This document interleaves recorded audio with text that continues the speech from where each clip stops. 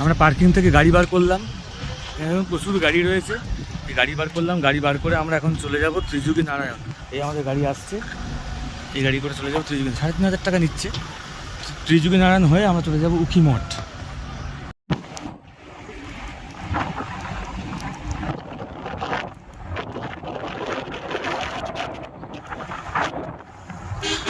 ত্রিযুগী নারায়ণ যাচ্ছি।